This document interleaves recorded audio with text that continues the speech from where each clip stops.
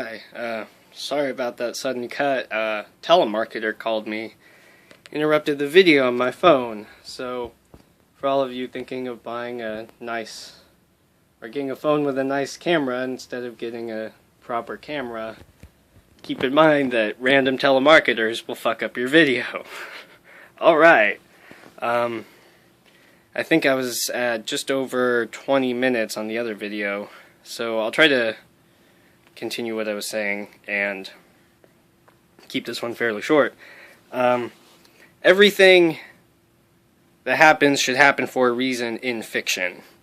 In your story, you should know why people do things, even if you don't tell the reader what that reason is, because it will make your plot much more coherent. It will make the decisions of everybody much more coherent. And then you won't have readers like saying, "But why would he do that? That's totally contrary to his main objective of trying to like capture or recreate his first relationship or something. Why would he start kidnapping and murdering men?" Unless you have an explanation for that in this hypothetical serial killer story where he prefers blondes. Having reasons behind things will help you keep things more consistent. And it will keep the readers from becoming agitated at uncharacteristic actions that seem to come out of nowhere from certain characters. And that was most of what I wanted to say, actually. Review the list real quick, because why not? Avoid jump scares in text, because they do not have the same effect in text as they do in audio and video. Avoid dying at the end of first person unless it's in suicide note fashion, like I am about to go die, I hear something outside, I'm going to go investigate, I hope it's not a murderer, something like that.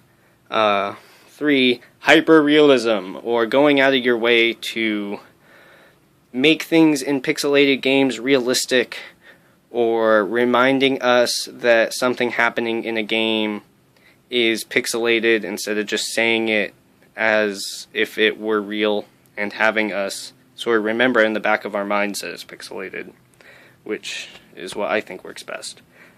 And using the term hyperrealistic in cartoons, just say exaggerated, grotesque, or actually describe what you're envisioning with the veins in the eyes and like the shit in the teeth and like all the wrinkles. Like, describe that. Don't just say hyperrealism as a shorthand for all these like cool grotesque visuals that you might actually be able to conjure up in the reader's imagination by going out your way to describe them. Downer endings as a crutch. Try to avoid this. Don't kill people just because you can't figure out how to make this list of scary happenings like become anything in the end, Don't. You can have a downer ending as long as it answers the major questions. As long as the reader will still be able to figure out most of what happened, and it doesn't just seem like a bunch of random events. Okay. And which brings me to the next thing. A list of scary things is not the same as a plot. A plot is a series of obstacles to a goal. You need a goal. And avoid the goal of restoring normalcy, because it's easy to make that not a plot. Try to make it trying to 100% a game, trying to use this game's messaging service to contact my friend who I only know through this game, and then the game's messing up. Try, get creative. Try to have a goal in mind instead of these people were sitting there and then scary stuff started happening and then they didn't turn the game off because it was interesting and they wanted to see where it went. That's not as compelling a story as somebody's trying to do something and stuff is in the way. I think I've said that like 10 times now, but it's really important to keep in mind in narratives, goals and obstacles. Because a lot of people, they'll have a goal and then no obstacles, or they'll have a bunch of obstacles with no fucking goal, and there's no reason why they're going through all this shit. Especially when it's a gaming creepypasta, and they could just turn off the game.